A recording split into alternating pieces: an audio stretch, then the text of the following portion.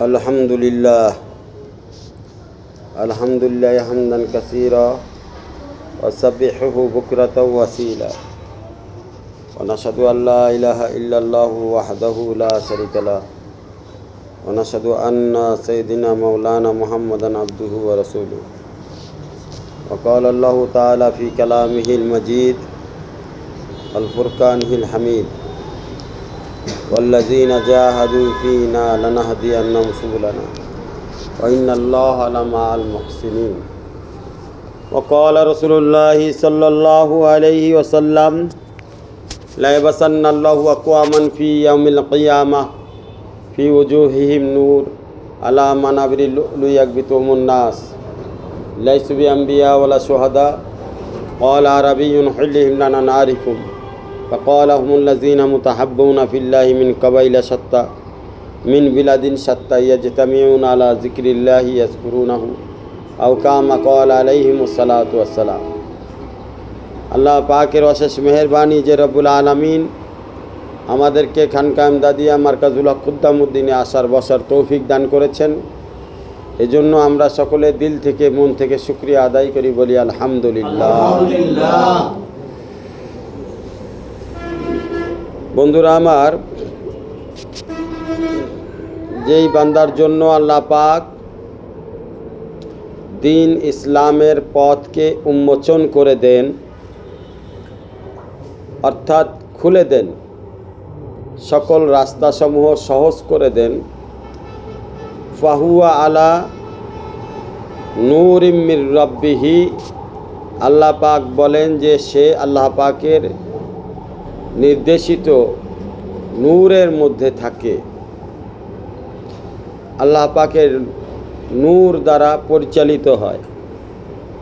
ফাহুয়া আলা নূরিম মির রাব্বিহি, তাহলে বোঝা গেল দিনের সমঝ বুঝ জ্ঞান এর নির্দেশ করে নূরকে। যার ভিতরে যত বেশি নূর, বস্তুত তার জন্য দিন ইসলামের রাস্তা ততটাই সহজ এবং আসান, এবং দিনের পথে চলাটা তার কাছে মজাদার হয়ে যায়। আমার শায়েখ পীর ও মুর্শিদ আরেফ বিল্লাহ শাহ হাকিম মোহাম্মদ আখতার সাহেব নাব্বারুল্লাহ মারকাদাও বলেন যে আল্লাহওয়ালাদের সোহবতে আসলে দিনের পথটা শুধু সহজই হয় না, মজাদার হয়ে যায়। মজাদার হয়ে যায়। যে কোনো একটা খাবার, দামি খাবার যেমন বিরিয়ানি, এই খাবারটা মুখরোচক খাবার, মজাদার খাবার। আটকায় দাও, আওয়াজ আসতেছে বাইরে থেকে। মজাদার খাবার, মুখরোচক খাবার। তো সবাই এই খাবারটার প্রতি আগ্রহ সহকারে খাওয়ার দিকে মনোযোগ দিয়ে মজা নিয়ে খায়। ঠিক তেমনিভাবে কোনো মানুষ যদি দিন ইসলামের পথে পরিচালিত হয় আর আল্লাহ পাকের পক্ষ থেকে তার উপরে যদি নূর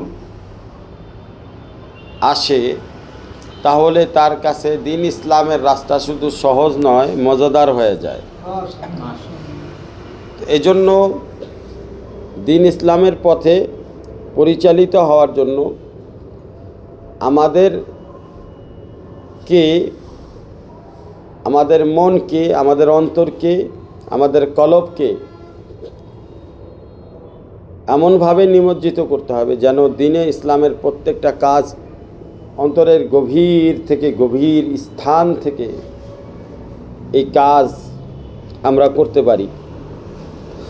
কামালিয়াতে কলবের সাথে মানুষ দিন ইসলামের পথে চলবে। কামালিয়াতে কলব মানে কলবের পরিপূর্ণ মনোযোগ থাকতে হবে।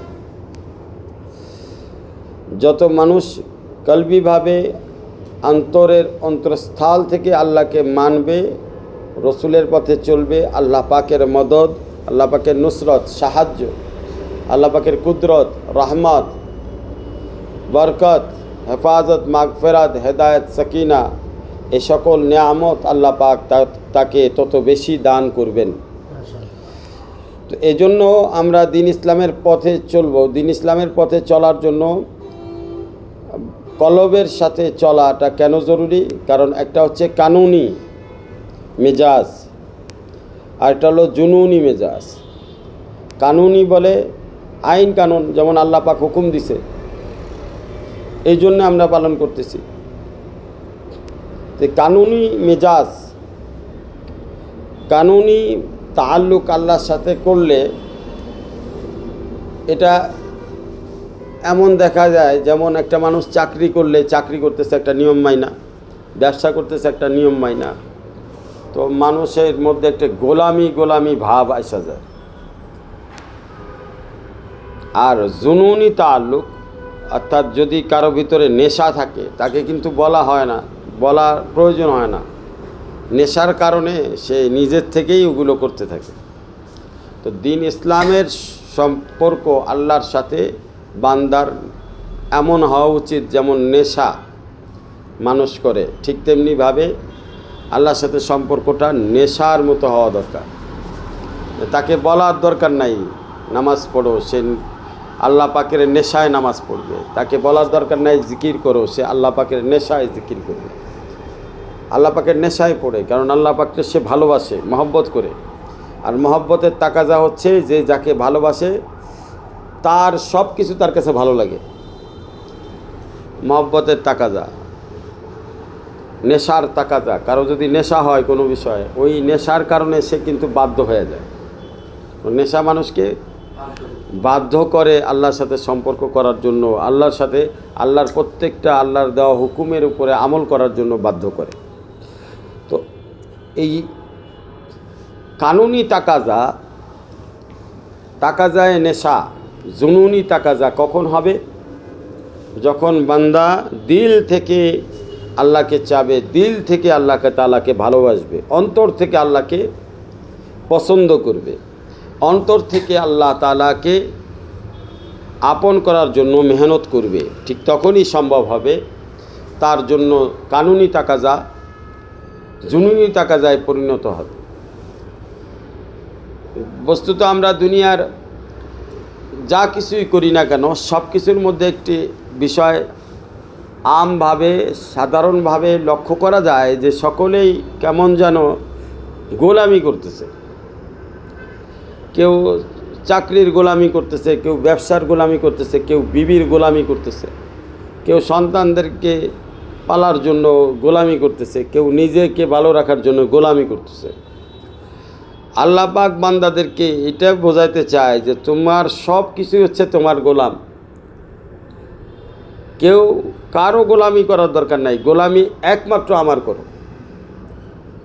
কিন্তু বাকি দুনিয়ার যারা দুনিয়ার পিছনে লেগে আছে, তাদের দিকে তাকাইলে মনে হয় যে তারা দুনিয়ার গোলামি করতেছে, আল্লাহর গোলামি ছেড়ে দিয়ে। আল্লাহর গোলামি করতেছে না, দুনিয়ার গোলামি করতেছে, যার কারণে বিভিন্নভাবে পেরেশান হইতেছে, সমস্যাগ্রস্ত হইতেছে, বিপদ আপদে পড়তেছে। পরীক্ষার পর পরীক্ষা চলতেই আছে, পরীক্ষা আর শেষ হয় না। কিন্তু একটা মানুষ যদি সত্যিকারের আল্লাহর গোলামি করে, অন্তর থেকে আল্লাহকে ভালোবাসে, অন্তর থেকে আল্লাহরে চায়, তাহলে কি হবে? পুরা দুনিয়া তার গোলাম হয়ে যাবে, পুরা দুনিয়া তার মন মতো হয়ে যাবে, পুরা দুনিয়া তাকে সহযোগিতা করার জন্য লেগে পড়বে, তার ভালো রাখার জন্য, তাকে কিভাবে ভালো রাখার জন্য যাবে। পুরা মাখলুক, আল্লাহর সৃষ্টি, ওই বান্দার কে ভালো রাখার জন্য চেষ্টা ফিকির করবে, মেহনত করবে। আর বান্দা আল্লাহ তাআলার গোলামির মধ্যে ব্যস্ত থাকবে। এটাকেই বলা হয় শারহে সদর, দিল কা খুলনা। দিন ইসলামের পথে চলার জন্য দিল প্রসারিত হওয়া, দিল সম্প্রসারিত হওয়া, দিলের মধ্যে দিন ইসলামের গুরুত্ব, দিন ইসলামের মহব্বত, এশক, এটা দিলের মধ্যে এটা রাজ এবং ভেদ খুলতে থাকে, রহস্যগুলো খুলতে থাকে। আল্লাহর সাথে সম্পর্কের যে নিয়ামতগুলি আল্লাহ পাক দিলের মধ্যে, বান্দার দিলের মধ্যে এলকা করে। সুতরাং শারহে সদর, দিলের সম্প্রসারণ হওয়া, দিন ইসলামের প্রতি খুলে যাওয়া। এজন্যে আল্লামা হাফেজ ইবনে কাইয়ুম রহমাতুল্লাহ আলাইহি কয়েকটি বিষয় উল্লেখ করেছেন যেই সকল বিষয়ের উপরে আমরা যদি আমল করি তাহলে আমাদের দিল আস্তে আস্তে খুলতে থাকবে, আল্লাহ পাকের নূরের মধ্যে আমরা চলতে থাকব, আল্লাহ পাক তার নূর দ্বারা আমাদেরকে পরিচালিত করতে থাকবেন ইনশাআল্লাহ। তার মধ্যে প্রথম বিষয় হচ্ছে ঈমান। ঈমানের মধ্যে কয়েকটি বিষয় উল্লেখযোগ্য। এক নম্বর হচ্ছে এতেমাদ, সেটাকে বাংলায় বলা হয় বিশ্বাস। এতেমাদ হচ্ছে আরবি শব্দ, এটার বাংলা অর্থ হচ্ছে বিশ্বাস। বিশ্বাসটা মধ্যে পার্থক্য আছে, সকলেরই বিশ্বাস আছে, পুরা বিশ্বের সমস্ত মুসলমানদের আল্লাহর প্রতি বিশ্বাস আছে, তবে বিশ্বাসের মধ্যে পার্থক্য থাকার কারণে আল্লাহ পাক বান্দার সাথে বিভিন্ন ধরনের ব্যবহার করে থাকেন। কিন্তু বিশ্বাস যদি প্রকৃত বিশ্বাস হয়, দৃঢ় বিশ্বাস হয়, তাহলে আল্লাহ পাক অবশ্যই এই বান্দাকে মদত করবেন, সহযোগিতা করবেন। 2 নম্বর হচ্ছে তাসদিক। তাসদিক মানে জবান দ্বারা স্বীকার করা, স্বীকারোক্তি প্রদান করা। এখন একটা বান্দা কোনো বিষয়ে স্বীকারোক্তি প্রদান করছে, কিন্তু সেটা জবান পর্যন্ত সীমাবদ্ধ, আমলের লাইনে তাকে খুঁজে পাওয়া যাচ্ছে না, জবানই বলছে, তো এটা প্রকৃত স্বীকারোক্তি হয় নাই। প্রকৃত স্বীকারোক্তি কাকে বলা হয়? সে জবান দিয়েও স্বীকার করছে, সাথে সাথে যেই বিষয়ে সে স্বীকারোক্তি প্রদান করছে সেই বিষয়ে সে আমল করছে। 3 নম্বর বিষয় হচ্ছে ইত্তেবা, অর্থাৎ অনুসরণ করা। আল্লাহ পাক কোরআনের মধ্যে ইত্তেবার বিষয়ে বলছে আতিউল্লাহ ওয়া আতিউর রাসূল ও উলিল আমরি মিনকুম, তোমরা আল্লাহ এবং আল্লাহ রসুলের পথকে অনুসরণ করো এবং আল্লাহ এবং আল্লাহ রসুলের পথ যিনি দিক নির্দেশনা করেন, যিনি এই পথে আপনাকে পরিচালিত করার জন্য আপনাকে সহযোগিতা করেন, আপনাকে শিখান, বোঝায় নিয়ে চলার চেষ্টা করেন, তাকে অনুসরণ করো। যেমন মার্কাজের মধ্যে খানকায় শায়েক যিনি হন আল্লাহওয়ালারা, ওনারা কি করেন? ওনারা আল্লাহ এবং আল্লাহ রসুলের পথে দিক নির্দেশনা প্রদান করেন। এই দিক নির্দেশনা প্রদান করার ফলাফলে এই রাস্তায় চলাটা কি হয়? সহজ হয়। ওয়ালাইকুম আসসালাম ওয়া রাহমাতুল্লাহি ওয়া বারাকাতুহু। কোরআন শরীফ দিছে হাদিয়া, মাশাআল্লাহ, আল্লাহ কবুল করুন। এটা রাখো, ওই ফ্রিজের উপর রাখো, ওই যে এটার উপর রাখো। তো আল্লাহ এবং আল্লাহ রসুলের পথে দিক নির্দেশনা করেন। তো যিনি আল্লাহ এবং আল্লাহ রসুলের পথে দিক নির্দেশনা করেন তিনিও এই আয়াতের অন্তর্ভুক্ত, আমরের অন্তর্ভুক্ত। উলিল আমর বলা হয়েছে, উলিল আমরি মিনকুম, এই আমরের অন্তর্ভুক্ত। সুতরাং যিনি আল্লাহ এবং আল্লাহ রসুলের প্রতি আপনাকে পথ নির্দেশনা করছে তাকে অনুসরণ করাটা হেদায়েতের জন্য, আল্লাহর সাথে সম্পর্ক করার জন্য অত্যন্ত জরুরি আরেকটি বিষয়।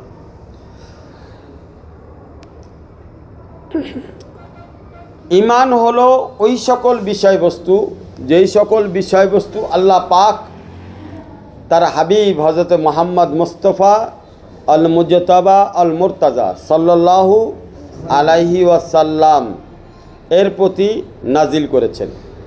আল্লাহ রসুল সাল্লাল্লাহু আলাইহি সাল্লাম আল্লাহর পক্ষ থেকে নাজিলকৃত বিষয়বস্তুকে বাস্তবে আমল করার মাধ্যমে দেখিয়ে দিয়েছেন, সেটাকে বলা হয় সুন্নতে রসুল সাল্লাল্লাহু আলাইহি ওয়াসাল্লাম। রিসালাত, এই দুটো মিলে হচ্ছে রিসালাত, আল্লাহর হুকুম এবং রসুলের সুন্নত। এই রিসালাতের ধারাবাহিকতার নাম হচ্ছে সিলসিলা।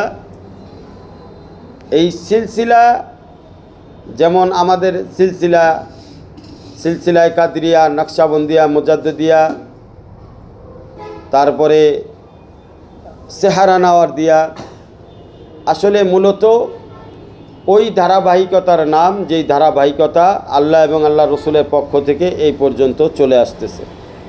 সুতরাং আমরা কি করব?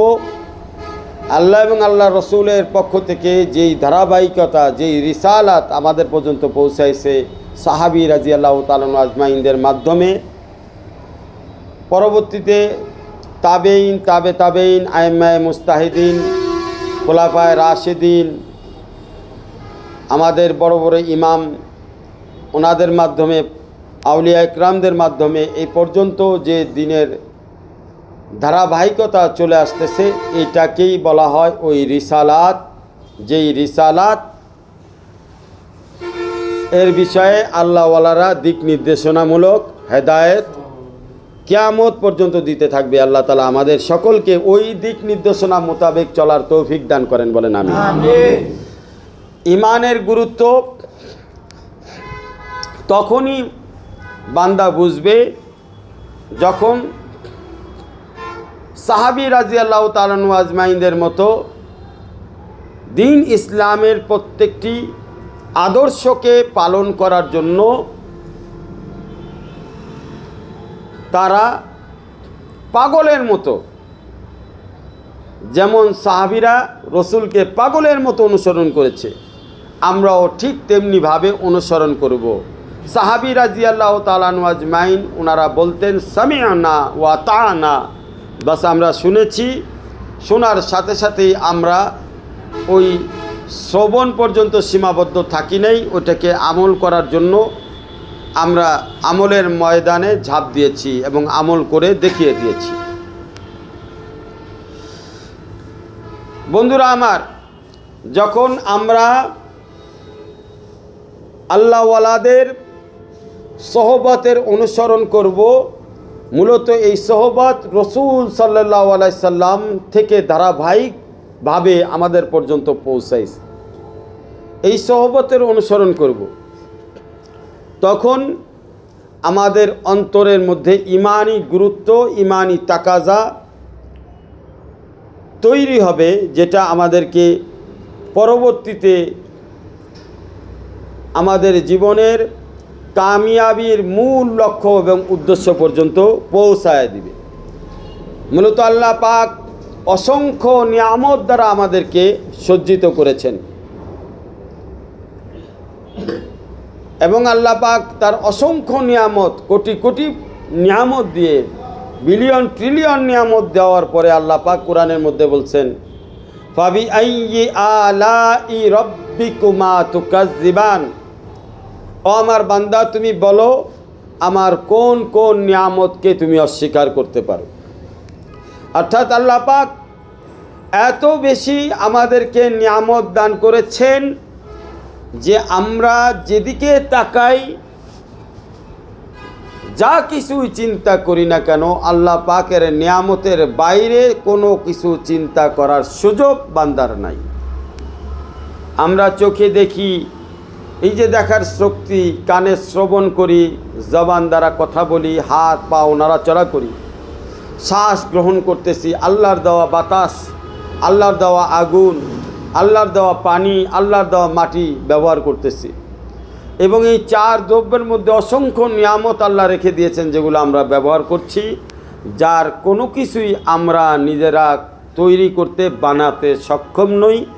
সমস্ত কিছুই আল্লাহ পাকের নিয়ামত। এই নিয়ামতের মধ্য দিয়ে আমরা যে চলতেছি, এটা আমাদের প্রতি আল্লাহ পাকের বিশেষ অনুগ্রহ। সুতরাং এই নিয়ামতের দিকে যদি আমরা তাকাই, তাহলে আমাদের ঈমান বৃদ্ধি হতে পারে। আল্লামা ইবনে কাইয়ুম রহমাতুল্লাহ আলাইহি এই কথাটাই বলছে যে তোমরা কেন চিন্তা করো না, কেন বুঝতে চাও না, কেন বুঝো না যে আমার অসংখ্য নিয়ামতের মধ্যে তুমি ডুবে আছো। এই নিয়ামতগুলো তোমার ইচ্ছায় আসে নাই, আমি ইচ্ছা করেছিলাম বিধায় তোমাকে আমি তৈরি করেছি, সৃষ্টি করেছি এবং আমার নিয়ামত দ্বারা তোমাকে বেষ্টিত করে রেখেছি এবং আমার নিয়ামত দ্বারা আমি তোমাকে লালন পালন করতেছি। সুতরাং তুমি ভাবি আইয়ি আলাই রাব্বিকুমা তুকাজ্জিবানের আরেকটা ব্যাখ্যা হলো, তুমি আমার প্রতি ঈমান কেন আনতেছো না, তুমি আমার প্রতি তোমার বিশ্বাস কেন মজবুত হচ্ছে না, আমার প্রতি তসদিক তোমার স্বীকারোক্তিটা কেন মজবুত হচ্ছে না, আমার ইত্তেবা, আমার অনুসরণ, আমার হুকুমকে পালন করার ক্ষেত্রে তোমার শক্তিশালী ভূমিকা কেন তোমার থেকে বান্দা পাওয়া যাচ্ছে না। আমরা অসংখ্য নিয়ামত দ্বারা পরিবেষ্টিত। সামান্য কিছু সমস্যা, বিপদ আপদ, অসুখ বিসুখ, ঘরে বাইরে বিভিন্ন সমস্যা, এগুলো যেগুলো আসে অত্যন্ত সামান্য আল্লাহ পাকের নিয়ামতের তুলনায়। মনে করেন এখন যদি খাবার বন্ধ হয়ে যায়, তখন বান্দার চিন্তা কিন্তু নিজের জানের ফিকির আগে শুরু হয়ে যাবে। সে তার বিবিরে নিয়ে ফিকির করবে না, সন্তানকে নিয়ে ফিকির করবে না, কারণ খাবার নাই। এখন তো জান বাঁচানোর জন্য সে তার নিজের ফিকিরটাই সবার আগে করবে। বিবি তার নিজের ফিকির করবে, স্বামীর ফিকির করবে না। অথচ আল্লাহ পাক আমাদের জন্য খাবারকে সহজ করে দিলেন। ঘরের মধ্যে যদি বিবি আর স্বামীর মধ্যে সামান্য ঝগড়া হয়, এটা আমাদের কাছে বড় মনে হয়। অথচ এটা দেখে না আল্লাহ তাআলা তার জীবনকে কত নিয়ামত দ্বারা ভরপুর করেছে।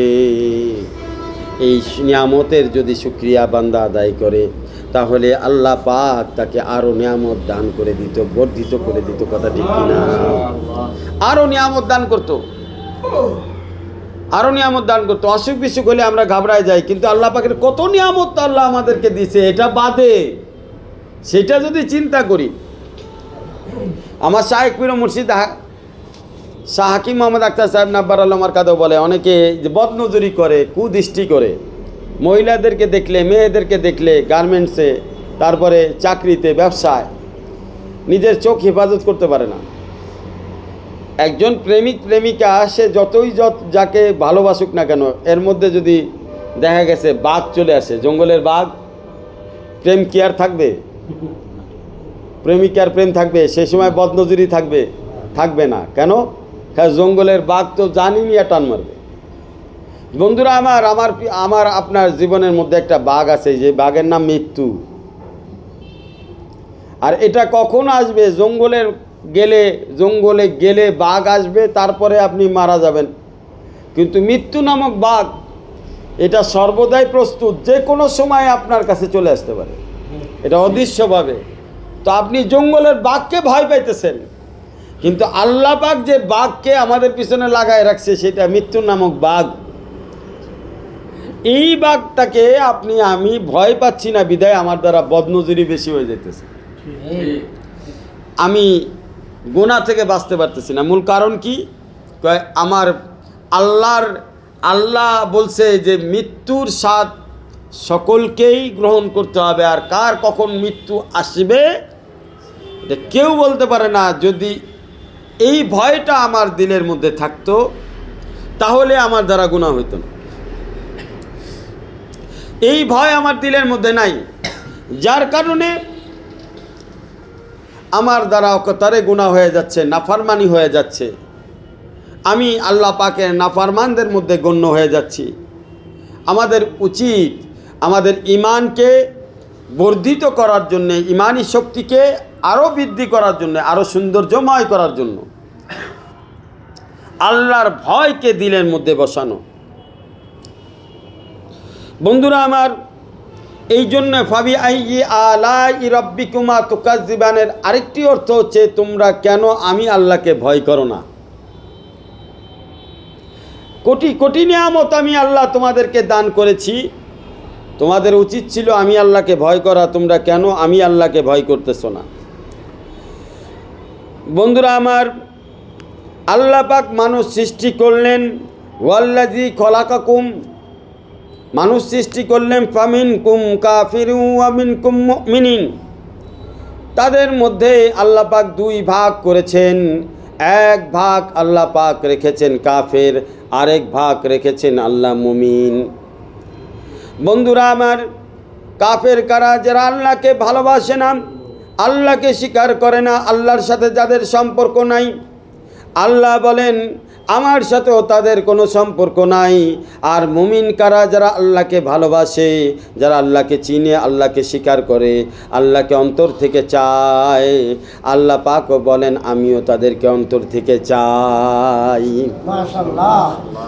যারা আল্লাহকে ভালোবাসে, আল্লাহ বলেন আমিও তাকে ভালোবাসি। যারা আল্লাহ তাআলাকে মহব্বত করে, আল্লাহ পাক বলেন আমিও তাদেরকে মহব্বত করি। তো মহব্বত এক জায়গার থেকে হয় না, দোনো জগৎ থেকে আসে। আমার শায়েখ পীর ও মুর্শিদ আরিফ বিল্লাহ শাহ হাকিম মোহাম্মদ আখতার সাহেব নব্বরুল্লাহ মারকাদু বলেন, मोहब्बत दोनों जहां से आकर यहीं जाकर पुकार आई, जिसे खुद यार ने चाहा उसे याद यार आई। मोहब्बत দুই জগৎ থেকে এসে এটাই বলছে, এটা একে অপরের সাথে সম্পর্ক, একদিকের সম্পর্ক না, दोनों দিকের সম্পর্ক। प्यासों को तलब करना पानी पे है मुसल्लम, पानी भी अपने प्यासों को तलब कर रहा है। पानी যেমন পিপাসার্থ ব্যক্তিকে খুঁজে, পিপাসার্থ ব্যক্তি, পিপাসার্থ বান্দাকেও তৈরি করা হয়েছে পানির জন্য। অর্থাৎ শুধু পানি তার নিজস্ব ক্ষেত্রে বহাল নয়, পানিকে তৈরি করা হয়েছে তাকে পান করবে এই জন্য। আবার বান্দার মধ্যে পিপাসা দেওয়া হয়েছে যেন সে পানির দিকে আকর্ষণ করে, পানি পান করার জন্য সে যেন প্রস্তুত হয়। ঠিক তেমনিভাবে মহাব্বতও আরেকটি পিপাসার নাম। এই পিপাসা শুধু এক জায়গা দিয়ে বহাল থাকে না, দুইজনের মধ্যে আপোষে যখন সম্পর্ক হয়, দুইজনের পিপাসা মহাব্বত নামক পিপাসা যখন সমান্তরাল হয়, তখন একে অপরের সম্পর্ক মজবুত হয়ে যায়, একে অপরের সম্পর্ক মজবুত হয়ে যায়। তো একে অপরের সম্পর্ক মজবুত হওয়ার জন্য ভালোবাসা এবং মহব্বত দ্বিপাক্ষিক হতে হবে, একপাক্ষিক নয়। সুতরাং আমি যাকে ভালোবাসি সে আমাকে ভালোবাসে কি না, আর সে যদি আমাকে ভালোবাসে আমি তাকে ভালোবাসি কি না, এই দুই বিষয় বোঝার জন্য হচ্ছে দ্বীন ইসলাম। বান্দা শুধু আমল করলেই চলবে না, তার আমল দ্বারা আল্লাহ পাকের মহব্বতকে জয় করতে হবে। তার আমল দ্বারা আল্লাহ পাকের মহব্বতকে জয় করতে হবে। শুধু আমল করলে চলবে না, তাকে বুঝতে হবে যে আমি যে আমল করতেছি, আমার আমল দ্বারা আমার আল্লাহর সাথে আমার সম্পর্ক হচ্ছে কি না, আমার আমল আল্লাহর সাথে আমার আমলের সম্পর্ক কেমন হচ্ছে, আমার আমল কি সঠিকভাবে হচ্ছে কি না, আমার আল্লাহ কি আমারে ভালোবাসতেছে কি না, এই বিষয়টা বোঝার জন্য একজন মুমিন বান্দাকে আরেকজন মুমিন বান্দার দ্বারস্থ হতে হবে। কোন মুমিন বান্দা? যেই মুমিন বান্দার আল্লাহর সাথে সম্পর্ক আছে, যে আল্লাহকে চিনে বুঝে জানে, যার সাথে আল্লাহ পাকের খাস সম্পর্ক রয়েছে, এরকম আল্লাহওয়ালাদের সাথে সম্পর্ক করতে হবে। কি করতে হবে? আল্লাহওয়ালারা বলে দিবে যেই রাস্তায় যেই তরিকায় রসুলের সুন্নাত মোতাবেক জিন্দেগি যখন বন্দেগি হয়ে যাবে, তখন এই জিন্দেগি আর বন্দেগি দুইটা একসাথে হয়ে সে আল্লাহ তাআলা তার সাথে বান্দার সম্পর্ক মজবুত হবে। বন্ধুরা আমার, যখন বান্দা তাসদিক করে, স্বীকারোক্তি করে, তখনই বান্দার সাথে আল্লাহর সম্পর্ক হয়ে যায়। আল্লাহকে স্বীকার করে নেয় যে হ্যাঁ আল্লাহ আমার প্রভু, আমার রব, আমি আল্লাহর গোলাম বান্দা, এই কথাটা যখন সে স্বীকার করে, তখনই আল্লাহর সাথে ওই বান্দার বেলায়েতের একটি সম্পর্ক তৈরি হয়ে যায়। এই সম্পর্ক কোথায়? এই সম্পর্কটা হচ্ছে ভিতরে। এই সম্পর্ক কোথায়? সম্পর্ক ভিতরে। এখন সম্পর্ক কিন্তু এই সম্পর্ক যে ভিতরে, এটাকে বাহিরে ভিতরে সব জায়গায় এই সম্পর্ককে রাখার জন্যে, বহাল রাখার জন্যে আমাকে আপনাকে মেহনত করতে হবে। আল্লাহ পাক বলেন, আল্লাহু ওয়ালিয়ুল্লাযীনা আমানু। যখন কোনো বান্দা ঈমান আনলো, ঈমান আনার সাথে সাথে আল্লাহ বলে আমি তার বন্ধু হয়ে গেছি, আমি তার কি হয়ে গেছি? ইখরুজুহুম মিনাজ যুলুমাতি ইলান নূর। এই জায়গায় মেহনতের বিষয়। ঈমানদারদেরকে আল্লাহ পাক বললেন যে ঈমানদার, যেই বান্দা ঈমান আনছে, ঈমানদার হয়ে গেছে, ঈমানদার হওয়ার সাথে সাথে আল্লাহ বলতেছে তাকে বন্ধু হিসেবে কবুল করতেছে, অলি হিসেবে কবুল করতেছে। ওয়ালিয়ুল্লাযীনা আমানু। আল্লাহ বলতেছে তুমি এখন আমার, তুমি আর তুমি নও, তুমি আমার বন্ধু হয়ে গেছো। এখন বন্ধুর কাজ কি? বন্ধুর কাজ এই অন্ধকার থেকে আলোর দিকে আসা। ইখরুজুহুম মিনাজ যুলুমাতি ইলান নূর। আল্লাহ পাক তখন তাকে রাস্তা দেখাবে যে তুমি তো ঈমান এনেছো, এখন একজন ঈমানদার হিসাবে তুমি যখন আমি আল্লাহকে স্বীকার করেছো, মেনে নিয়েছো, আমার অনুসরণ করার জন্য তুমি যখন প্রস্তুত, তখন আমি তোমাকে কিছু হেদায়েত দিব। তো এই হেদায়েতের নাম হচ্ছে আল কোরআন। কোরআনের পাতায় পাতায় আল্লাহ পাক মুমিন বান্দাদের জন্য হেদায়েত রেখেছেন। এখানে আল্লাহ পাক বলেছেন একজন মুমিন বান্দাকে কেমনে চলতে হবে, তার পরিবারে তার বাবা মাকে সাথে তার কেমন ব্যবহার করতে হবে, তার সন্তানদের সাথে তার ব্যবহার কেমন হবে, সামাজিকভাবে তার লেনদেনগুলো কেমন হবে, এবং গুনাহ থেকে বাঁচার জন্য তাকে কি কি পদক্ষেপ গ্রহণ করতে হবে, এই সকল বিষয়গুলি সার্বিক আহকামে শরিয়াত, আরকানে শরিয়াত সহ হেফাজত মিনাল মাসিয়া, মাসিয়াত থেকে হেফাজত, গুনাহ থেকে হেফাজতের জন্য যা যা প্রেসক্রিপশন প্রয়োজন, ওষুধ প্রয়োজন, সমস্ত ওষুধগুলো আল্লাহ পাক কোরআনের মধ্যে দিক নির্দেশনা করে দিয়েছেন, বলে দিয়েছেন, এবং আল্লাহর প্রিয় বান্দাদের দ্বারা আমল করায় করায় দেখাই দিচ্ছেন। যদি তুমি বুঝতে না পারো, তাহলে আমার প্রিয় বান্দা যারা, তাদের কাছে যাও, ফাসআল আহলুয যিকর, তুমি তাদের কাছে জিজ্ঞাসা করো, ইন কুনতুম লা তা'লামুন, যদি তোমার কাছে মনে হয় তুমি বুঝতে পারতেছো না, তুমি জানতেছো না, তোমার কেমন জানো কোরআন থেকে আমি আল্লাহ যে হেদায়েতগুলো দিচ্ছি এর মধ্যে তোমার মুতাশাবিহ হয়ে যাচ্ছে, তোমার বোঝাটা কষ্ট হয়ে যাচ্ছে, তাহলে আমার প্রিয় বান্দা যারা আছে তাদের কাছে যাও। আর রহমান ফাসআল বিহি খাবীরা, আল্লাহ বলেন আমার বান্দা আছে কিছু, আমার খাস বান্দা কিছু আছে যারা এই বিষয়গুলো পরিপূর্ণভাবে বুঝে, হেদায়েতের বাণীগুলো বুঝে, কোন হেদায়েত কিভাবে গ্রহণ করতে হবে সেগুলো বুঝে তোমরা আমার এই প্রিয় বান্দাদের কাছে যাও, তারা তোমাকে হেদায়েতের রাস্তা দেখাবে। হেদায়েতের রাস্তা তখন তোমাদের জন্য সহজ হবে, আমল করা সহজ হবে, এবং আল্লাহ বলেন আমাকে পাওয়াটাও তাদের ওসিলায় তোমার জন্য সহজ হবে। তো তুমি কি করবা? তা আমার প্রিয় বান্দাদের কাছে চলে যাও। হযরত বায়জিদ বোস্তামি রহমাতুল্লাহ আলাইহি বলেন, মাহবুব যদি সামান্য দেয় আশকের নিকট, এটা অনেক কিছু মনে হয়।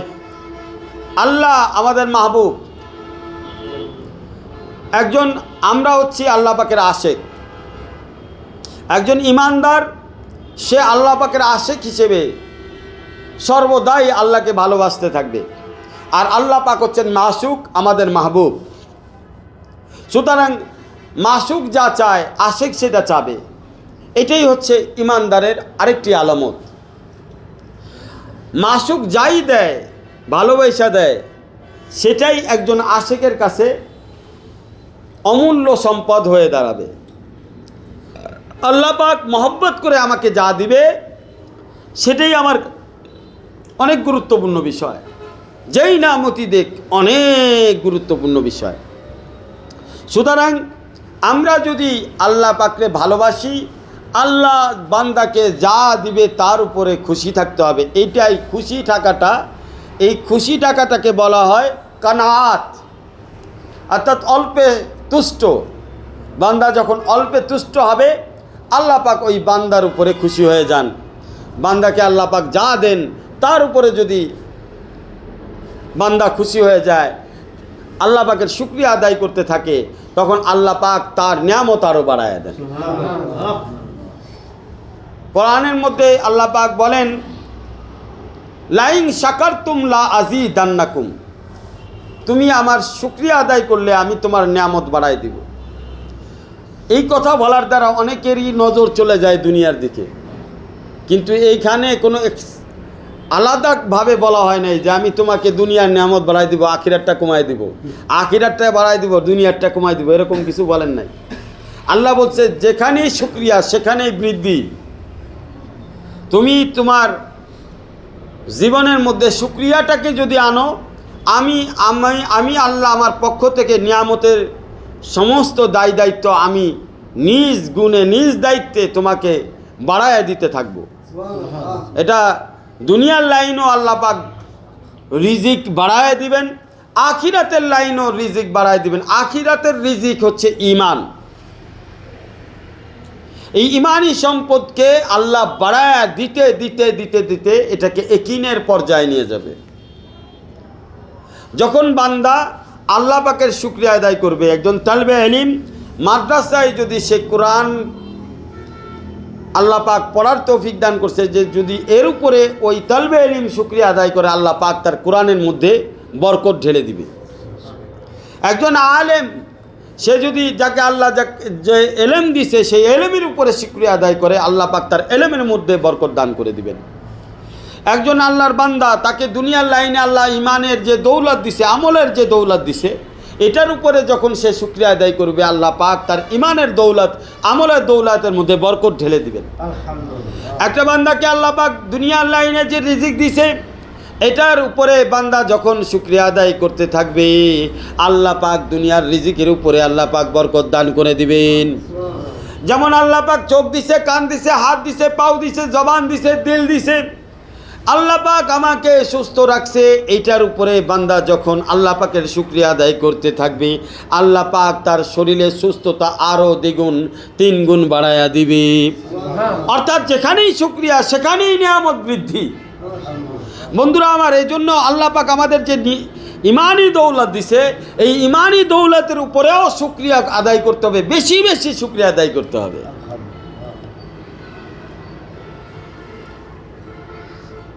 এজন্যে কবি বলেন,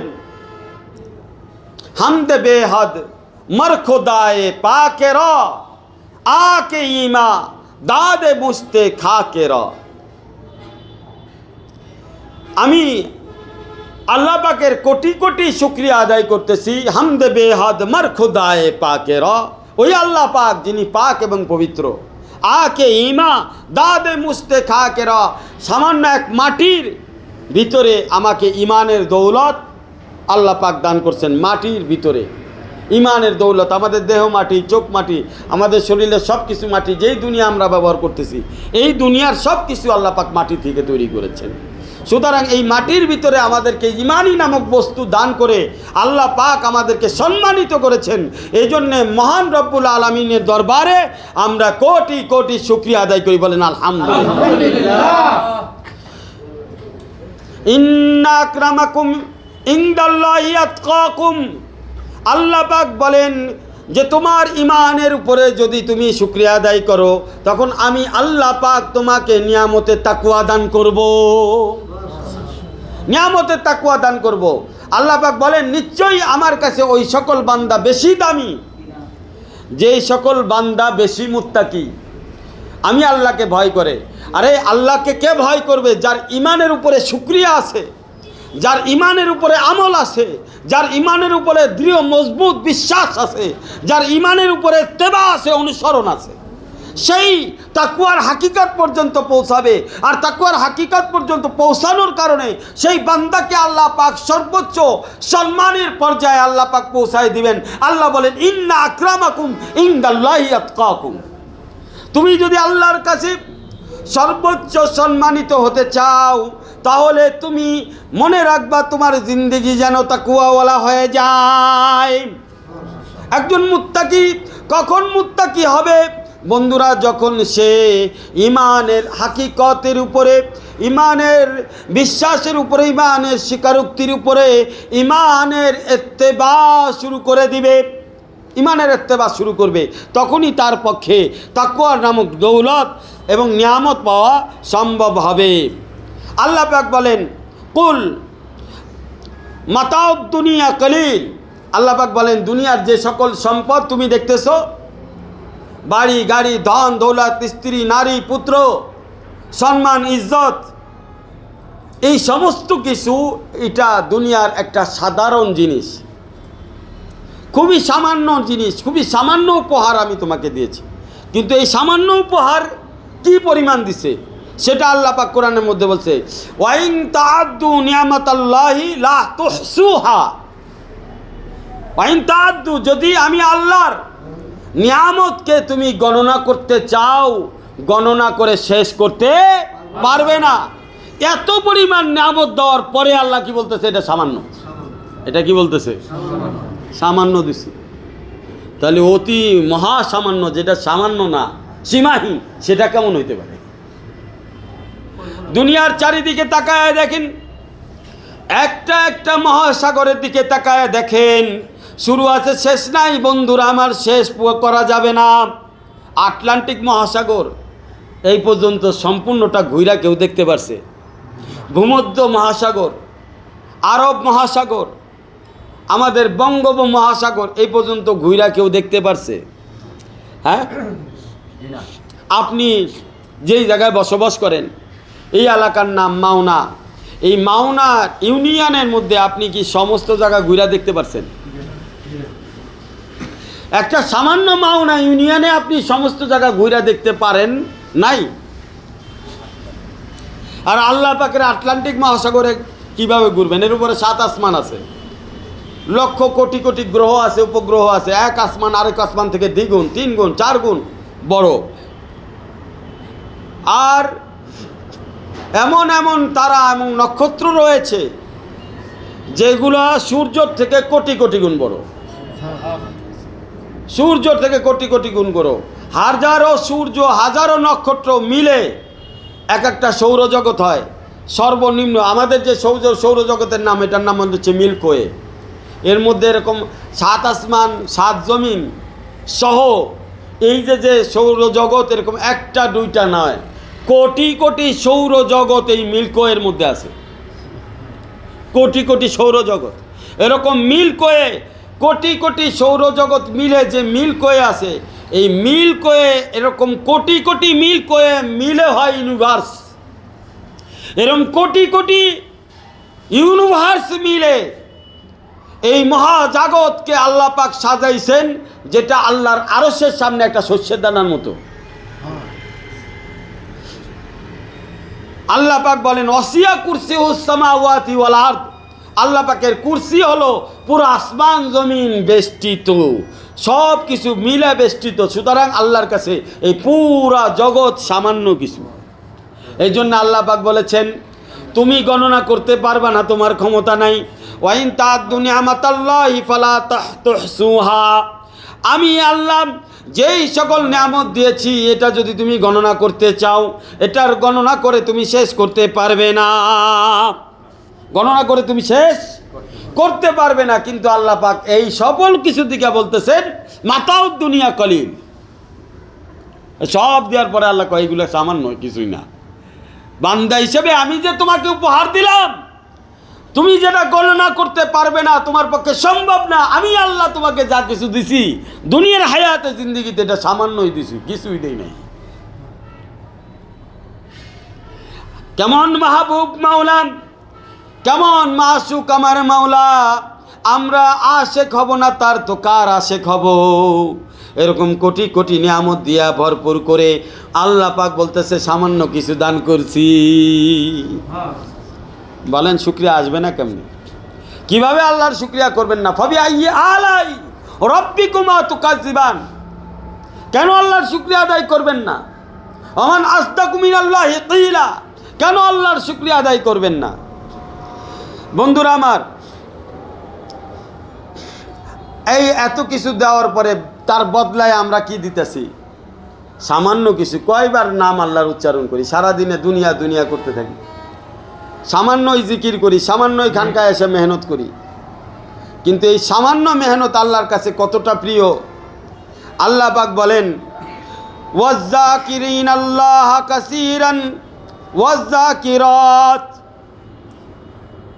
আল্লাহ বলেন যে যারা আমার জিকির করে, আল্লাহ ওই সকল জিকিরকারীদেরকে স্মরণ করে বলছে এরা কাসির, অনেক বেশি আমার নাম স্মরণ করে। কি বলে আল্লাহ? কি বলে?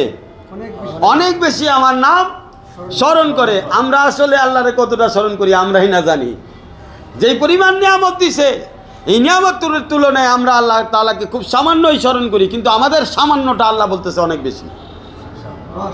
আমাদের সামান্য আল্লাহর কাছে কি অনেক বেশি।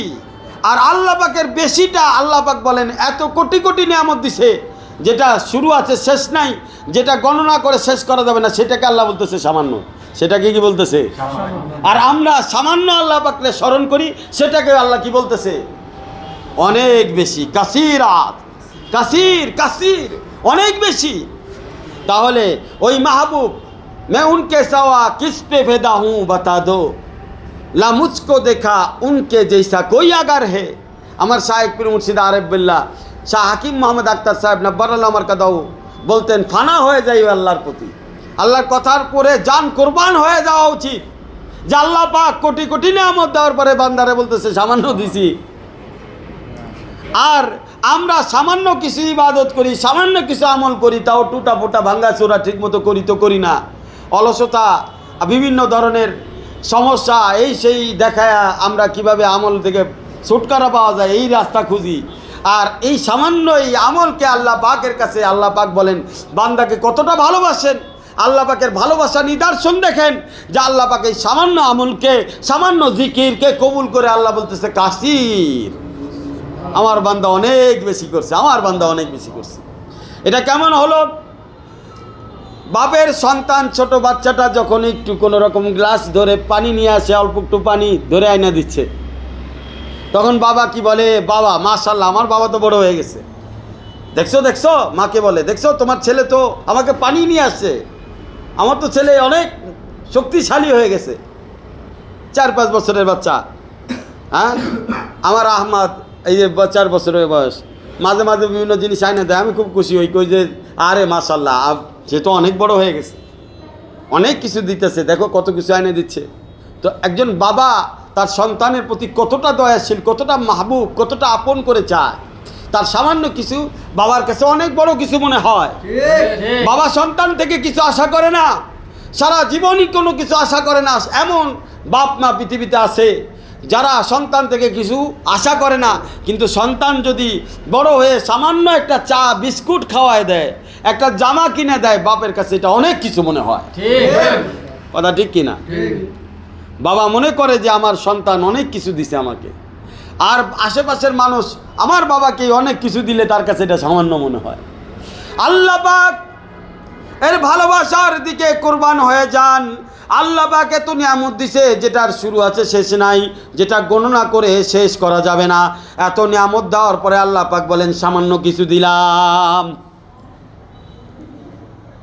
আর আল্লাহর এই নিয়ামতের পরিবর্তে বান্দা যখন আমল করে, বান্দা যখন জিকির করে, সামান্য জিকিরে সামান্য আমল পেয়ে আল্লাহ পাক এত খুশি হয়ে যান।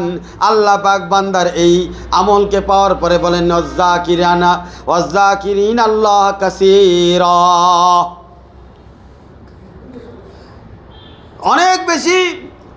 অনেক বেশি দিছে বান্দা, আমাকে অনেক বেশি ডাকছি, অনেক বেশি আমার নাম নিছে।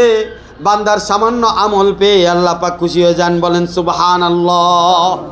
বন্ধুরা বুঝছেন রব্বুল আলামিন কতটা মেহেরবান।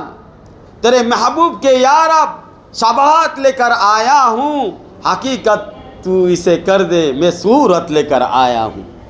আমার শায়েখ পীর মুর্শিদ আরেফ বিল্লাহ শাহ হাকিম মোহাম্মদ আক্তার সাহেব নব্বরুল্লাহ মারকাদাহু এই জায়গায় এসে বলতেন যে যদিও আমাদের আমল তো আমল না, টুটা ফুটা আমল, তো আমাদের নিয়ত কি থাকা দরকার, যে আমাদের নিয়ত এবং আমাদের কাইফিয়াত মোহতাজি থাকা দরকার, আল্লাহ পাকের দিকে মুখাপেক্ষিকাও থাকা দরকার। আমাদের মুখ, আমাদের বুক, আমাদের অন্তর, আমাদের চিন্তা ভাবনা যেন সর্বদা আল্লাহর দিকে ঝুঁকে থাকে। কেমন ঝুঁকে থাকবে? আল্লাহ আমরা তো বেশি কিছু করতে পারি নাই, রসুলের সুন্নত হিসাবে দাড়ি রাখছি, রসুল টুপি পরছে, আমরা টুপি পরছি সাল্লাল্লাহু আলাইহি সাল্লাম। রসুল সাল্লাল্লাহু আলাইহি সাল্লাম যেভাবে সুন্নতি লেবাস পরছে আমরা লেবাস পরছি, রসুল সাল্লাল্লাহু আলাইহি সাল্লাম যেভাবে আমল করছে আমরা ওইভাবে আমল করার চেষ্টা করতেছি, তার মধ্যেও কোটি কোটি ভুল আমাদের হয়ে যাচ্ছে। এত ভুলের মধ্যে আমরা আসি, কিন্তু রসুলের যে চেহারা, রসুলের যে টুপি, রসুলের যে দাড়ি সেটা মুখে আছে। যদিও হাকিকতে আমরা আল্লাহ আপনার পরিপূর্ণ ইবাদত গুজার বান্দা হিসেবে নিজেদেরকে প্রমাণ করতে পারি নাই, তবে রসুল সাল্লাল্লাহু আলাইহি সাল্লামের নিকটবর্তী কিছু সূরত বানাইছি, যেটাকে হাকিকত আপনি আল্লাহ বানায় দিতে পারেন। যখন বান্দা টুপি পরবে, সুন্নতি লেবাস পরবে, দাড়ি রাখবে, নিয়ত করবে আমি রসুলকে, রসুলের দিক নির্দেশনা আদর্শকে বাস্তবায়ন করার জন্য, রসুলের সুন্নতওয়ালা জিন্দেগি বানানোর জন্য এগুলো পড়লাম, রসুলকে, রসুলের তরিকাকে অনুসরণ করার জন্যে পড়লাম। আল্লাহকে রাজি খুশি করার জন্য পড়লাম আর মনে মনে দোয়া করবে, এটাকে হাকিকত বানায়া দাও কিয়ামতের ময়দানে। আল্লাহ পাক রসুলের এই সুন্নত দেখে আমাদেরকে হাকিকি আল্লাহর বন্ধু বানায়া দিবে। হাকিকিভাবে আল্লাহর হাবিবের উম্মত বানায়া দিবেন, হাকিকিভাবে জান্নাতুল ফেরদাউসে আল্লাহর প্রিয় নিকটবর্তী বানায়া আমাদেরকে আল্লাহ পাকের মাহবুব মহব্বতের বড় স্থান আল্লাহ পাক দান করে দিবে। এই জন্য আমার শায়েখ পীর ও মুর্শিদ আরিফ বিল্লাহ শাহ হাকিম মোহাম্মদ আখতার সাহেব নব্বরুল্লাহ মরকাদাও বলতেন, তেরে মাহবুব কে ইয়া রব शबहात लेकर आया हूँ, हकीकत इसे तू कर दे मैं सूरत लेकर आया हूँ। আল্লাহ কিছুই পুঁজি নাই, পুঁজি একটা আছে, মাথায় টুপি রাখছি, রসুলের দাড়ি রাখছি, শরীরে সুন্নত পড়ছি, এই পুঁজি আছে। রসুলেরও ওইগুলো ছিল, আমারও আছে। আল্লাহ ওই দিকে তাকায় হাকিকতে তুমি আমাদেরকে তোমার বন্ধু হিসেবে কবুল করে নাও। আল্লাহ তাআলা আমাদের সকলকে কবুল করে নেন, বলেন আমিন। আল্লাহ পাক কোরআনের আরেক জায়গায় বলেন, ইউহিব্বুহুম ওয়া ইউহিব্বুনাহুম। আল্লাহ পাক বলেন, আমি দুনিয়াতে আমার কিছু বান্দা এমন বানাবো যারা আমি আল্লাহ যাদেরকে অনেক বেশি ভালোবাসবো। প্রথমে আল্লাহ পাক নিজের কথা বলেছেন, এমন কিছু বান্দা আমি তৈরি করব, এমন কিছু বান্দা আমার থাকবে যাদেরকে সব থেকে বেশি আমি ভালোবাসবো। আর ইউহিব্বুনাহু, এবং তারাও আমাকে ভালোবাসবে। তাহলে ভালোবাসার কথা আল্লাহ পাক প্রথম বলেছেন। সুতরাং আল্লাহ বান্দা হিসেবে আমাদেরকে কতটা ভালোবাসেন, এই জন্যে আল্লাহ পাক এই আয়াতের মাধ্যমে বলে দিচ্ছেন যে আমার বান্দা যারা আমাকে চায় তাদের থেকে বেশি আমি আল্লাহ তাদেরকে চাই। সুতরাং আল্লাহ পাক মাহবুব হিসেবে যেই পরিমাণ নিয়ামত আমাদেরকে দান করেছেন, আমরা এই নিয়ামতের বদল হিসেবে সামান্য কিছু আমল করলেই আল্লাহ পাক আমাদের উপরে রাজি খুশি হয়ে যায়। সুতরাং আল্লাহকে রাজি খুশি করা বেশি একটা কঠিন বিষয় নয়। আপনি আপনার পক্ষ থেকে যতটুকুই পারেন আপনি সামনে কদম বা কদম আগাইতে থাকেন। আল্লাহ পাক যেহেতু বলেছেন ইউহিব্বুহুম, আমি তাদেরকে ভালোবাসবো, তাহলে আশা করা যায় আপনার 1-2 কদম যেটা আপনি অগ্রসর হচ্ছেন, এই 1-2 কদম অগ্রসর হওয়ার বরকতে আল্লাহ পাক আপন করে নিবে। এই জন্য আজকে রহমতের 10 দিন চলে যায়। এই রহমতের 10 দিন বেশি বেশি আল্লাহর কাছে রহমত চাইব, আল্লাহর কাছে রহমত চাইব। আল্লাহ তুমি আমাদেরকে তোমার রহমতের খাজানা থেকে রহমত দান করো। রহমতের 10 দিন, মাগফিরাতের 10 দিন, নাজাতের 10 দিন। বন্ধুরা আমার, এখানে বেশি বেশি আমল করার জন্য বলা হয়েছে বেশি বেশি জিকির করার জন্য, বেশি বেশি ইস্তেগফার করার জন্য। 2টি আমল অত্যন্ত গুরুত্ব সাথে করবেন। একটা আমল হচ্ছে ইস্তেগফার, আস্তাগফিরুল্লাহ রাব্বি মিন কুল্লি যামবি ওয়া আতুবু ইলাইহি ওয়ালা হাওলা ওয়ালা কুওয়াতা ইল্লা বিল্লাহিল আলিয়্যিল আযীম। আপনারা সবাই বলেন আস্তাগফিরুল্লাহ রাব্বি মিন কুল্লি যামবি ওয়া আতুবু ইলাইহি ওয়ালা হাওলা ওয়ালা কুওয়াতা ইল্লা বিল্লাহিল আলিয়্যিল আযীম। আরেকটি আমল দুরূদ শরীফ পড়বেন। দুরূদ শরীফ বেশি বেশি করে পড়বেন, সাল্লাল্লাহু আলাইহি ওয়াসাল্লাম। বেশি বেশি দুরূদ পড়বেন আর ইস্তেগফার করবেন। সব থেকে যেই ইস্তেগফার রমজান মাসে আল্লাহ পাক পছন্দ করেন, সেই ইস্তেগফারের নাম হচ্ছে, ওই ইস্তেগফারটা হচ্ছে আল্লাহুম্মা ইন্নাকা আফুবুন কারীম তুহিব্বুল আফওয়া ফাফু আন্না। বলেন আল্লাহুম্মা ইন্নাকা আফুবুন কারীম তুহিব্বুল আফওয়া ফাফু আন্না। সুতরাং আমরা বেশি বেশি ইস্তেগফার এবং বেশি বেশি দুরূদ পড়ব। আর সুযোগ থাকলে বেশি বেশি নফল নামাজ আদায় করব। খানকার মেহনত তো করবো ইনশাআল্লাহ, এর ফাঁকে ফাঁকে আল্লাহকে ডাকতে থাকবো ইনশাআল্লাহ। এই ডাকাডাকির বরকতে আল্লাহ পাক আমাদেরকে নিয়ামত হিসাবে অসংখ্য নিয়ামত দান করবেন, যেটা আপনি আমি চিন্তাও করতে পারি নাই। দুনিয়াতেও দান করবেন, আখিরাতেও দান করবেন ইনশাআল্লাহ। বন্ধুরা আমার, বস্তুত আমরা যাদেরকে সব থেকে বেশি ভালোবাসি তাদের পিছনেই কিন্তু আমরা মাল খরচ করি। তৃতীয় একটি আমল রমজান মাসে মাল খরচ করা। কি করা? এখন মাল আমরা কাদের পিছনে খরচ করি যেই ব্যাপারে আমরা চিন্তাও করি না, খরচের ব্যাপারে টেনশনও করি না। আমার পকেটের থেকে টাকা চলে যাচ্ছে, এটা আমরা আমাদের মনের ভিতরে একবার হলেও আসে না। ওরা কারা? ওরা হচ্ছে আমার বিবি আর সন্তানরা। বিবি আর সন্তানের পিছনে যেই খরচ বাবাই করে, সন্তানের বাবা এবং স্বামীতে করে, স্বামী তার বিবির পিছনে খরচ করে ভুলে যায়, সন্তানের পিছনে খরচ করে কি হয়? ভুলে যায়, মনেই রাখে না, চিন্তায়ও আসে না মনে, কখনো অন্তরে এতটুকুও আসে না যে আমি এত টাকা খরচ করে ফেললাম। কারণ এটা তাদের আপনজন, এরা তাদের কি? রক্তের আপন, আপনের চেয়েও আপন। এই জন্য এখানে খরচ করার ক্ষেত্রে সে কখনোই পিছপা হয় না, সে কখনো চিন্তাও করে না, মানসিকভাবে কখনোই ভেঙেও পড়ে না যে আমার এত কিছু চলে গেল। বন্ধুরা আমার, দ্বিতীয় জায়গা হচ্ছে মানুষ যেখানে তার জানকে বাজি রাখে, সেটা হচ্ছে ইজ্জতের ক্ষেত্রে।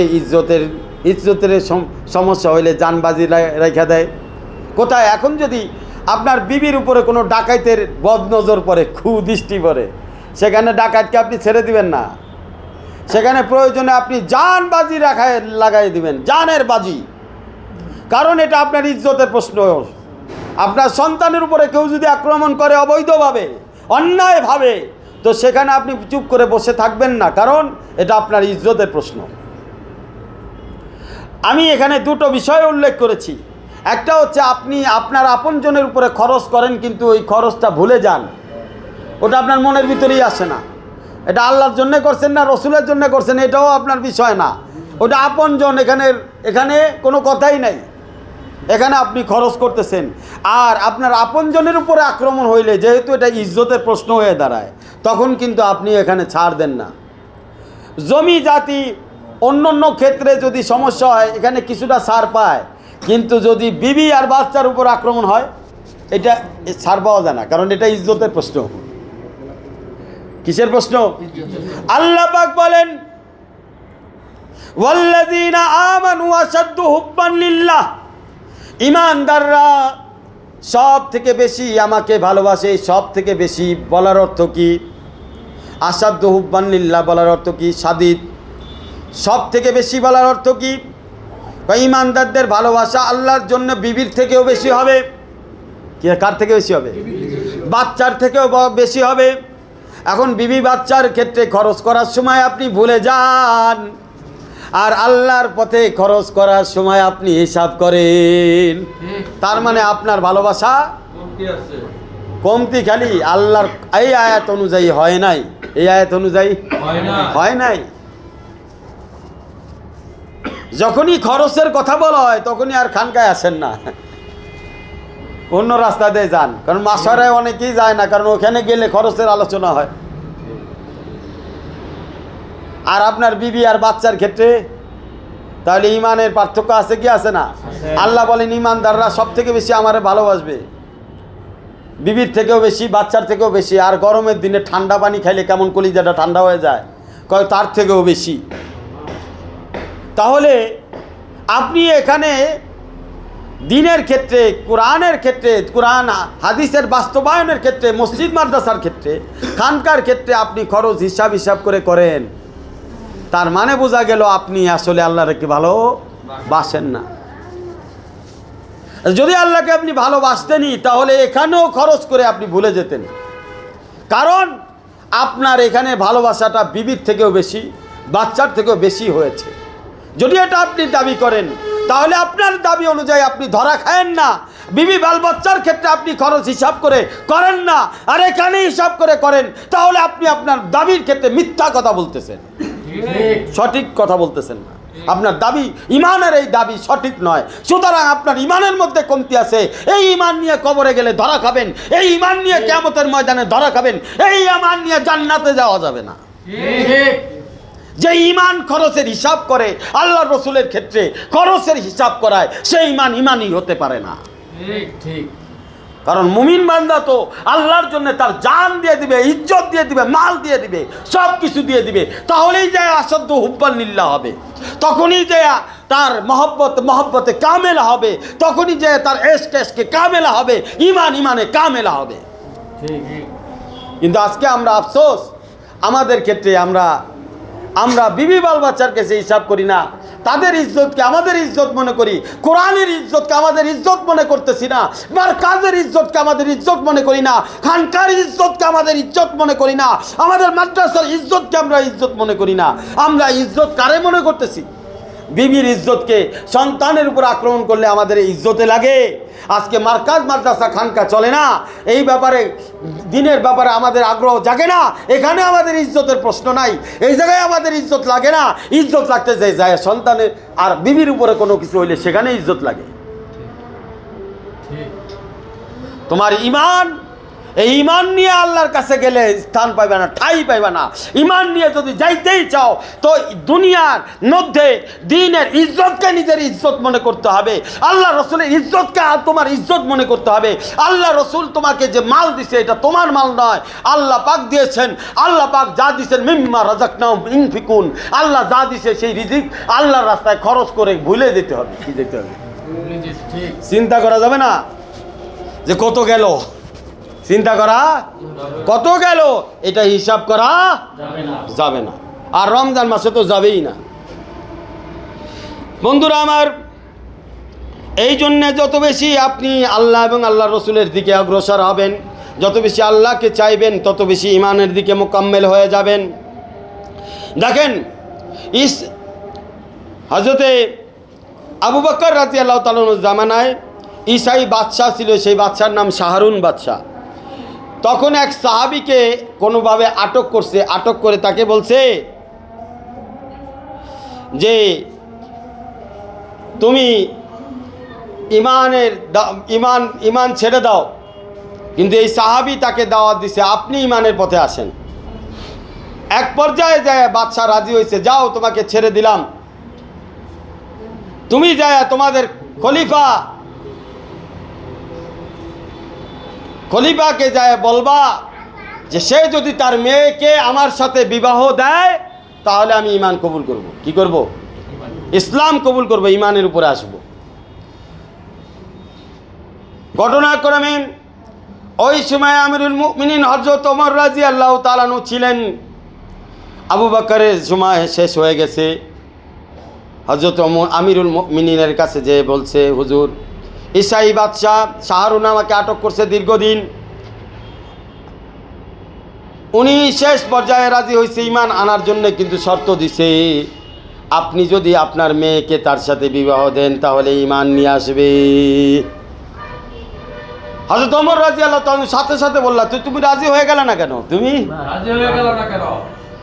আমার মেয়ের দাম ইমানের চাইতে বেশি না, আমার মেয়ের ইজ্জত আল্লাহর ইজ্জতের চাইতে বেশি না, আমার মেয়ের ইজ্জত রসুলের ইজ্জতের চাইতে বেশি না।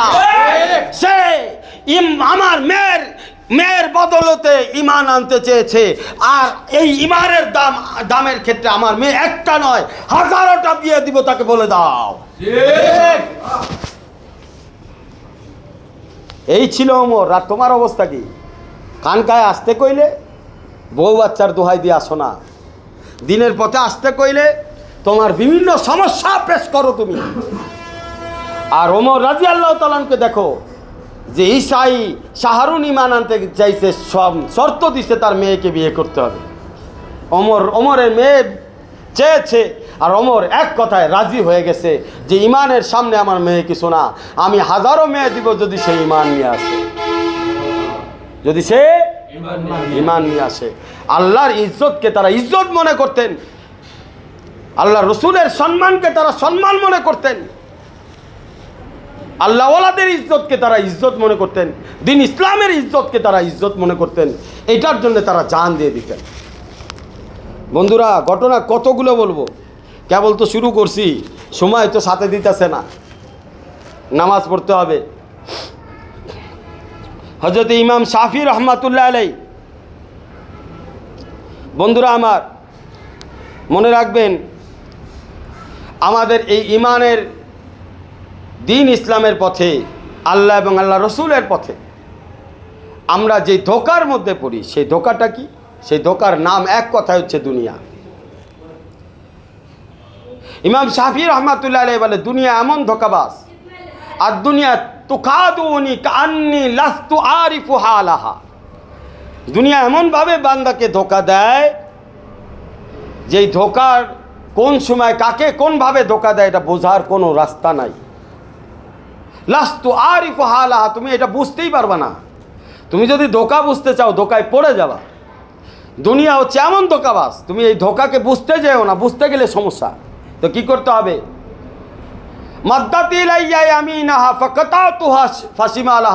কে ধোকার দুনিয়া থেকে বের হওয়ার জন্য তোমাকে দিনের পথে সব সময় কদমকে আগে রাখতে হবে। দুনিয়ার থেকে এক কদম হইলেও যেন দিনের প্রতি তোমার আগে থাকে কদম। কেমনভাবে রাখবা? যদি ডান দিক দিয়ে ধোকা আসে, তুমি বাম দিক দিয়ে দিনের পথে চলে যাও।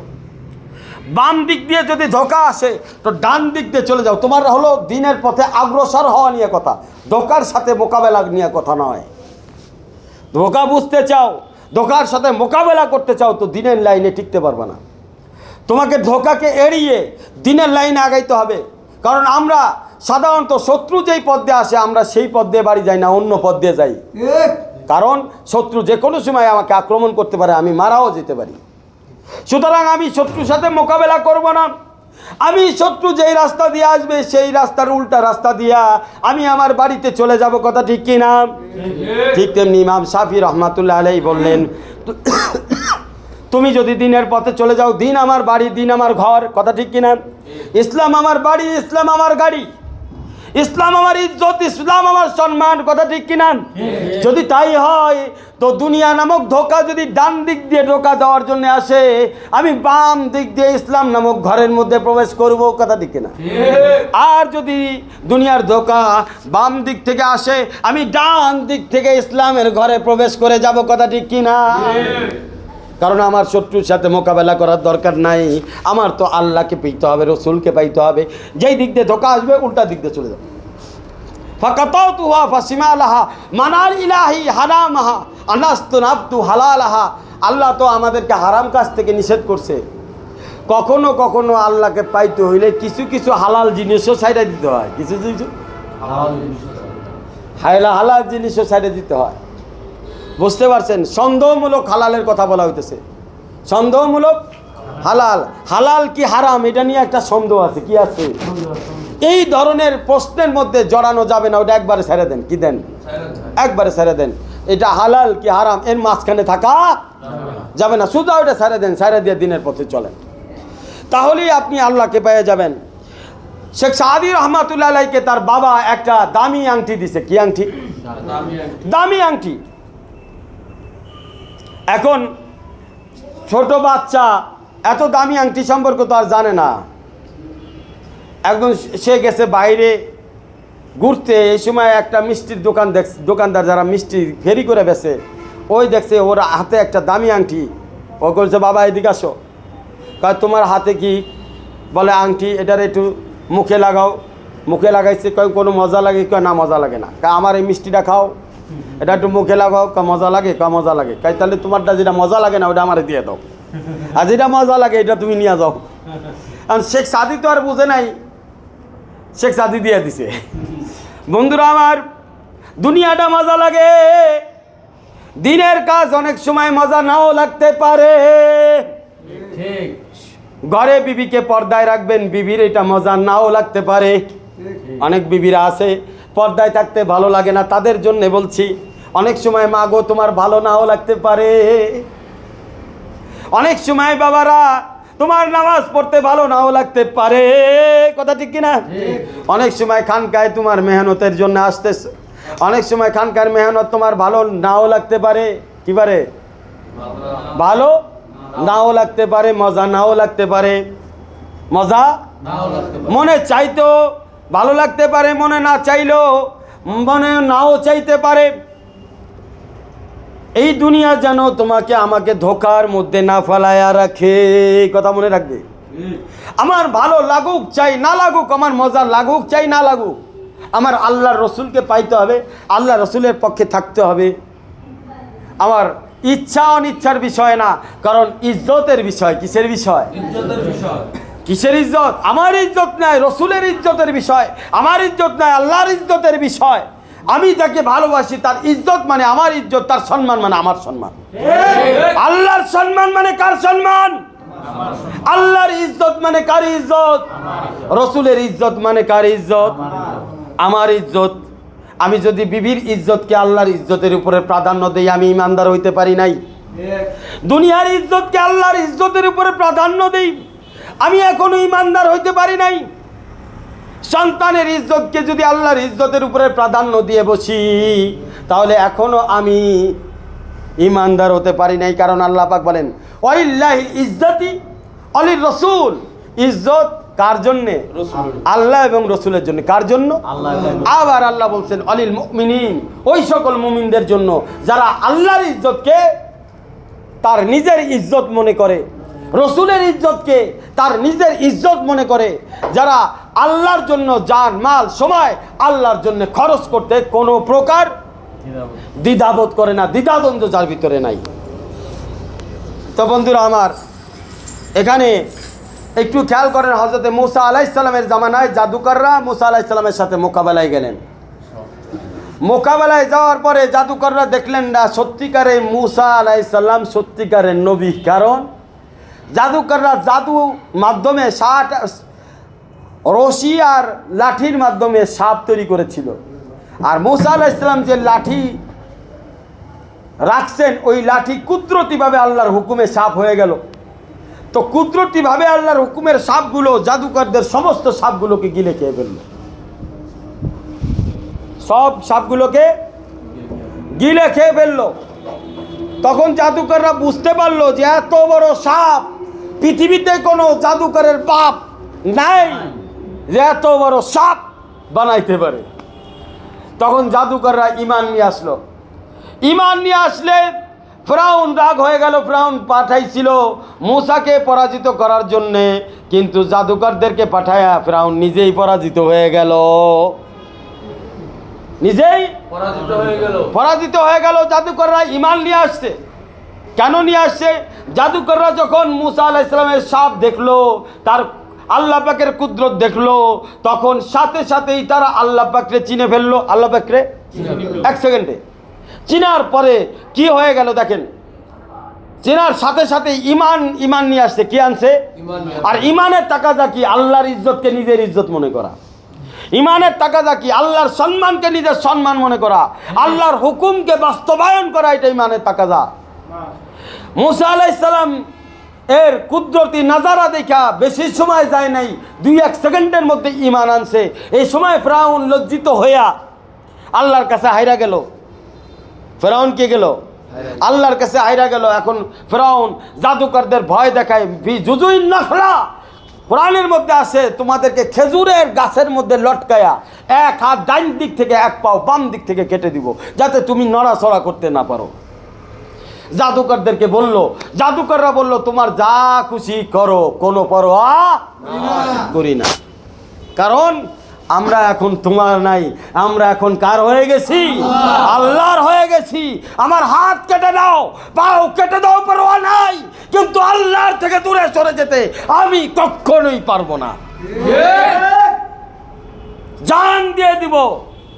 আমার সাহেব পীর মুর্শিদ আরিফ বিল্লাহ শাহ হাকিম মোহাম্মদ আখতার সাহেব नब्बर उमर का बोलें, जान दे दी हुई उन्हीं की थी, हक तो ये है कि हक अदा ना हुआ। अरे जान तो আল্লাহর দেওয়া জান, আল্লাহর জন্যে এই জান যাবে না তো কার জন্যে যাবে? বিবির জন্য, বাচ্চার জন্য, সারা জীবন কামাই কইরা বুড়া হয়ে মারা যাবো এই জন্য নয়, আল্লাহর জন্যে জান বাঁচায় রাখছি। যখন দিনের লাইনে জিহাদের ডাক আসবে, যখন দিনের লাইনে কোনো তাকাজা আসবে, খানকা মার্কাজ থেকে কোনো তাকাজা আসবে, ওই তাকাজা পূরণ করার জন্য এই জান ব্যবহার হবে। ঠিক কি ব্যবহার হবে? এই জান ব্যবহার হবে। জাদুকররা তারই স্যাম্পল ছিল, সেটার উদাহরণ জাদুকররা দেখায় দিলেন। বন্ধুরা আমার, হযরত আবু বকর রাদিয়াল্লাহু তাআলার জামানায় এক তাবী ছিল।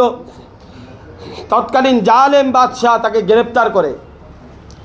গ্রেপ্তার করার পরে বলল, তুমি ঈমান ছাড়ো, তাহলে তোমাকে আগুনের মধ্যে, এই যে তেল আছে না, গরম তেলের মধ্যে, তেল টকবক করতেছে, আগুনের উপরে রেখে দেওয়া হয়েছে তেল, এই গরম তেলের মধ্যে তোমাকে ঢেলে দেওয়া হবে।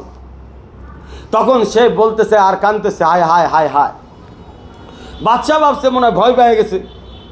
বাদশা তাকে বলল, কি ব্যাপার, যদি তুমি ভয় পেয়ে থাকো আমি তোমাকে মারতে চাই না, তুমি ঈমান ছেড়ে দাও।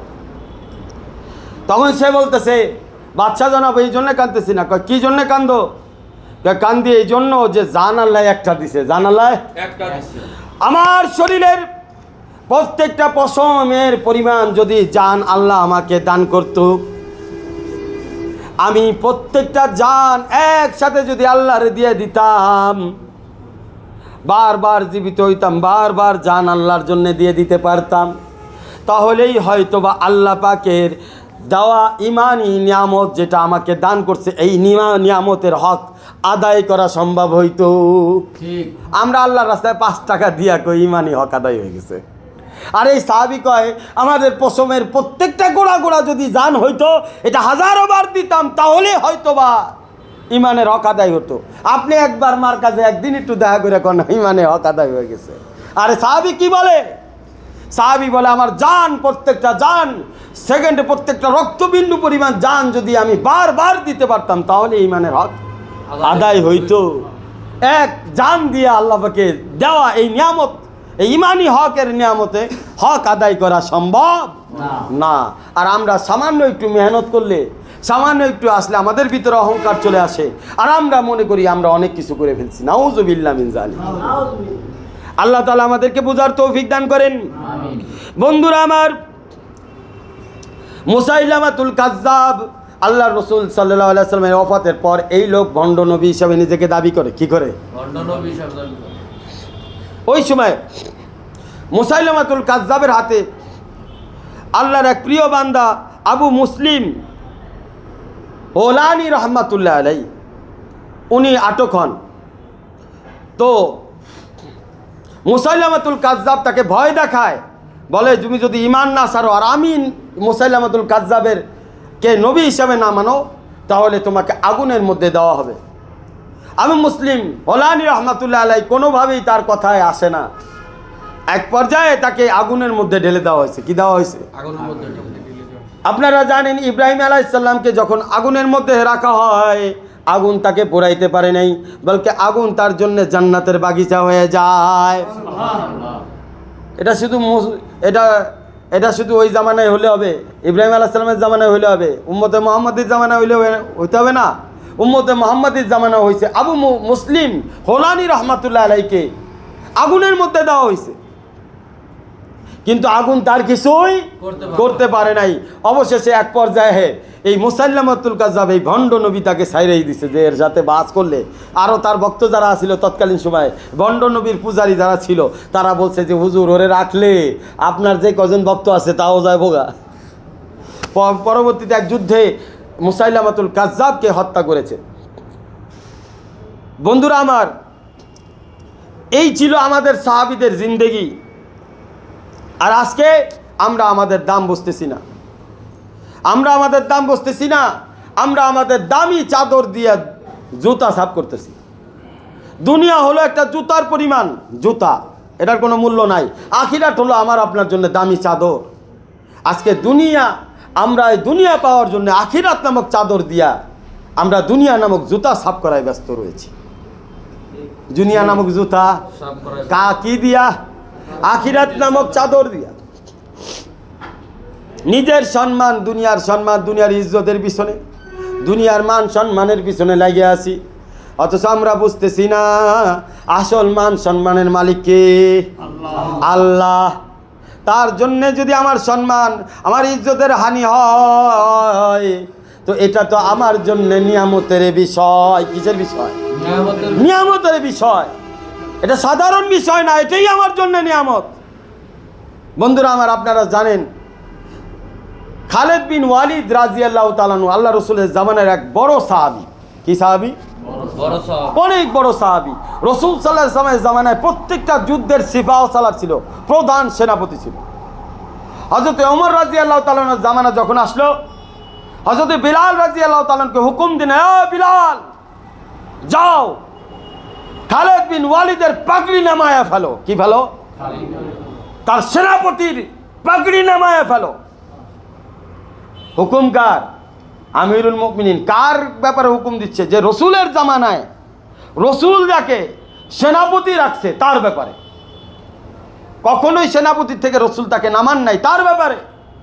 যার পাগড়ির নিচে সবসময় রসুল সাল্লাল্লাহু আলাইহি ওয়াসাল্লামের চুল থাকতো, চুল মুবারক থাকতো, তার ব্যাপারে বলা হচ্ছে তাকে সেনাপতির থেকে নামায়া দাও। হযরতে তারপরে কাকে বলা হচ্ছে? বিলাল রাদিয়াল্লাহু তাআলা আনহুকে। বিলালকে রসুল সাল্লাল্লাহু আলাইহি ওয়াসাল্লামের ডান হাত, যাকে আল্লাহ পাক মুয়াজ্জিন, মসজিদে নববীর মুয়াজ্জিন হিসেবে কবুল করছেন, সে সাইয়েদনা বিলাল, সবাই যাকে সর্দার সর্দার করে ডাকতো, তাকে হুকুম দিচ্ছে কে? হযরতে আমিরুল মুমিনিন ওমর। এইবার খেয়াল করেন বন্ধুরা আমার, হযরতে বিলাল রাদিয়াল্লাহু তাআলা আনহু যুদ্ধের ট্রেনিংয়ের মধ্যে ঢুকছে। ট্রেনিং দিতেছে কে? খালিদ বিন ওয়ালিদ। ওর মধ্যে হাজার হাজার মানুষ। কয় মানুষ? হাজার হাজার সৈন্যবাহিনী ট্রেনিং দিচ্ছে হযরত খালিদ বিন ওয়ালিদ। ওই ট্রেনিংয়ের মধ্যে বিলাল রাদিয়াল্লাহু তাআলা ঢুকছে, একেবারে খুব জোরে সোরে, খুব ভাব নিয়ে ঢুকতেছে। ঢুইকা খালিদ বিন ওয়ালিদকে ডাক দিয়া নিচে নামাইছে। নামাই দিয়া কোলাকুলি করছে। কি করছে? কোলাকুলি করে কানে কয়, তুমি আমার বন্ধু, আমি তোমার বন্ধু, তুমি আল্লাহ রসুলের সাহাবী, আমিও সাহাবী, তোমার প্রতি আমার মহব্বত কমতি নাই, তুমিও আমারে ভালোবাসো, আমিও তোমারে ভালোবাসি, কিন্তু হুকুমের দাস আমি। আমিরুল মুমিনিন এই কথা বলার পরে আমিরুল মুমিনিন সাথে সাথেই সেকেন্ডে চেহারা চেঞ্জ। আমিরুল মুমিনিন হযরত বিলাল, যে খালিদ বিন ওয়ালিদের আন্ডারে সারা জীবন যুদ্ধ করছে, হযরত বিলাল যে খালিদ বিন ওয়ালিদকে সারা জীবন সিপাহী হিসেবে নয়, সেনাপতি হিসেবে স্যালুট করছে, সেই বিলাল সেকেন্ডের মধ্যে চেহারা পরিবর্তন। আমিরুল মুমিনিনের হুকুম শুনো, এই মুহূর্তে আমিরুল মুমিনিন হুকুম দিয়েছেন যে খালিদ বিন ওয়ালিদকে সেনাপতির চেয়ার থেকে নামাই দিতে হবে। এবং বিলাল সাথে সাথে বলল, এই মুহূর্তে তার পাগড়িকে খুলে দেওয়া হোক। সাথে সাথে তার পাগড়ি নামাই দিছে। পাগড়ি লাখো জনতার সামনে বেইজ্জতটা কেমন হয়েছে, সম্মানটা কেমন গেছে। হায় হায়, তোমার আমার সম্মান কি তার সামনে কিছু? তোমার ইজ্জতের দাম খালিদের ইজ্জতের দামের সামনে কিছু? খালিদ আল্লাহ রসুলের সাহাবী, তার বেইজ্জতি হইতেছে, তোমার এই বেইজ্জতি হলে কি হয়েছে? তুমি কে? ইতিহাস জানো না মূর্খ তুমি, এই কারণে তুমি অহংকার করছো। যদি ইতিহাস জানতা কখনোই তুমি অহংকারে পতিত হইতা না। ইতিহাস তোমার সামনে নাই। বন্ধুরা আমার, আমি এই আলোচনাগুলো কেন করি এবং কিছু আলোচনার সময় অনেক জোরে সোরে বলি, কারণ তোমার ভিতরে যেন বিষয়টা ঢুকে যায়। কি যায়? কারণ দ্বিতীয়বার তো আর আলোচনা আসবে না। এই ঘটনা এই প্রথমবার বলতেছি, দ্বিতীয়বার এই আলোচনা আর পাওয়া যাবে না। বন্ধুরা আমার, খালিদ বিন ওয়ালিদের পাগড়ি নামায় পর থাকার পরে সামান্য সেনাপতির থেকে সামান্য কি হয়ে গেছে, সৈন্য হিসাবে কাজ করা শুরু করছে। এমন মুনাফিক তো আছে। কি আছে? সব দলেই মুনাফিক থাকে। ইসলামের দলে তো কিয়ামত পর্যন্ত আছে। কিছু মুনাফিকরা খালিদ বিন ওয়ালিদ কানে কানে কয়ে, দেখছো কি তুমি ছিলা আমিরুল মুমিনিন, ওমর তোমারে নামায় দিল, আর জায়গা পাইল না। ওমর তোমারে নামায় দিল, আর জায়গা পাইল না। খালিদ বিন ওয়ালিদের উত্তর দেখো, সেনাপতি হয়ে আমি মেলা দিন যুদ্ধ করতে পারি নাই। যুদ্ধ পরিচালনা করতে গেলে কিন্তু যুদ্ধ করা যায় না। কোন সৈন্য কোন জায়গায় কি করতেছে ওইটা লক্ষ্য করা লাগে। বুঝাইছে? যেমন তোমাদের সাইক হিসেবে আমি কার কি অবস্থা সব দিকে লক্ষ্য করা লাগে, যার কারণে আমি কিন্তু তোমাদের মতো ফিল্ডে মেহনত করতে পারি না। আমার পরিচালনা করা লাগে। পরিচালনা করতে গেলে সৈন্য হিসাবে কিন্তু মেহনত করা যায় না। তো খালিদ বিন ওয়ালিদ বলতেছে, আরে ভাই এখন একটু নিজে মন খুলে যুদ্ধ করতে পারবো। আল্লাহ পাক সুযোগ দিছে, অনেকদিন ধরে চাইতেছি যে আর ভালো লাগে না সেনাপতি হইয়া, এবার কিছু আল্লাহ রসুলের কাজের মধ্যে আমি যদি যুদ্ধ করতে পারতাম তাইলে হয়তো উপকার হইতো। বন্ধুরা আমার, আল্লাহ পাক দেখেন কিভাবে কবুল করেছে, সাহাবীরা কেমন ছিলেন আর আমরাও কেমন। এই জন্য বন্ধুরা আমার, বদরের যুদ্ধ থেকে আমরা শিক্ষা নিব। বদরের যুদ্ধের মধ্যে 313 জন সাহাবী ছিল। কোনো হাতিয়ার ছিল না, আল্লাহ পাক জয়যুক্ত করছে কি করে নাই? ঈমান এমন একটা জিনিস যার ভিতরে থাকে তার হাতিয়ার লাগে না, হাতিয়ার লাগে না। তার নামাজ তার হাতিয়ার, রোজা তার হাতিয়ার, জিকির তার হাতিয়ার, চোখের পানি তার হাতিয়ার, দোয়া তার হাতিয়ার। এই হাতিয়ারগুলো ব্যবহার করলে অন্য কোনো হাতিয়ার দরকার নাই। দুনিয়াতেও আল্লাহ তাআলা শানের সাথে পালবে, আখিরাতেও শানের সাথে পালবে। এই জন্য বন্ধুরা আমার, আল্লাহ পাক কোরআনে ওই সকল মুমিনদের ব্যাপারে বলতেছে, উলাইকা হুমুল মুমিনুনাল হাক্কা, এরাই হচ্ছে প্রকৃত মুমিন। বন্ধুরা আমার, এই ব্যাপারে আল্লাহ পাক নিজেও বলতেছে যে তুমি সাহাবীদেরকে অনুসরণ করো। ওয়াইন আমানু বিমিসলি মা আমানতুম বিহি ফাকাদ ইহতেদাও, তুমি ঈমান আনবে কাদের মতো? যারা সাহাবীরা যেভাবে ঈমান এনেছে তাদের মতো, তাহলেই তোমরা হেদায়েতের উপরে প্রতিষ্ঠিত হবে। ইমাম শাফি রহমাতুল্লাহ আলাইহি এই জন্য বলতেন আনাল মুমিনুন, আমি মুমিনদের মধ্যে। ইমাম আমি আবু হানিফা রহমাতুল্লাহ আলাইহি বলতেন আনা মুমিনুন আল হক্কা, আমিও প্রকৃত মুমিন। তাদের মুখে শোভা পায়, আমাদের মুখে কি শোভা পায়? আমাদের মুখে কখন শোভা পাবে? যখন আমরাও আল্লাহর জন্য এইভাবে মেহনত করব, মুজাহিদা করব, কষ্ট করব। আল্লাহ তাআলা আমাদেরকে আল্লাহর রসুলের লাইনে মেহনত করার, মুজাহিদা করার, কষ্ট করার তৌফিক দান করেন। ওয়া সাল্লাল্লাহু আলা খায়রি খালক।